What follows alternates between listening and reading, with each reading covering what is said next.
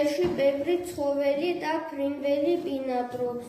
ზოგი ხის ფუღუროში ცხოვრობს, ზოგი ბუდეში, ზოგი დიდი ბუნაგში, სოროში, მაგრამ აბა დაბლა დაიხედეთ, სულ დაბლა პალახებზერას ხედავს ვერაფერს, აბა კარგად დაგივიდეთ და მოვსმინოთ.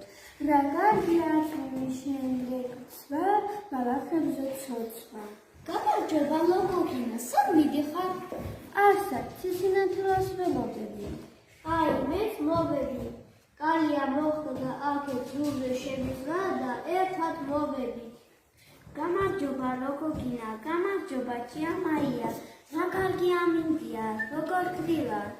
მე და ციცინათელა ერთად უნდა ვითამაშოთ. ჩვენ ხომ არ გინდა ჩვენთან თამაში? ძალიან მიყვარს თქვენთან თამაში. მე თქვენთან ერთად ვითამაშებ. მწერები დამალობანას თამაშობდნენ, მღეროდნენ და იცილოდნენ, მაგრამ უცებ წვიმა წამოვიდა.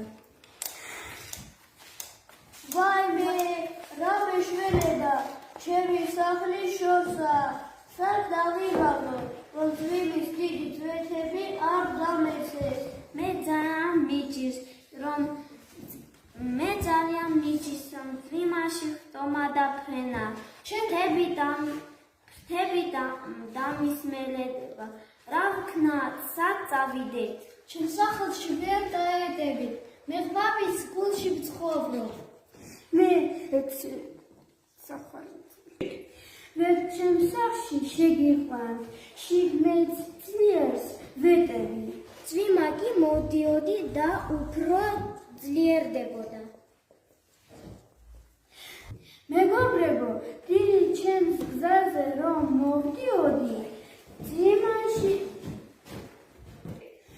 მეგობრებო, დიდი ჩემს გზაზე რომ მოვდიოდი, მიწიდან ამოსული სოკო დავინახე. ახლა უკვე დიდი იქნება. სოკო ხომ წვიმაში სწრაფად იზრდება, აბა გამოყვით. წავიდნენ მეგობრები ბალახის რამდენიმე ღეროს იქით დიდი სოკო დაინახეს.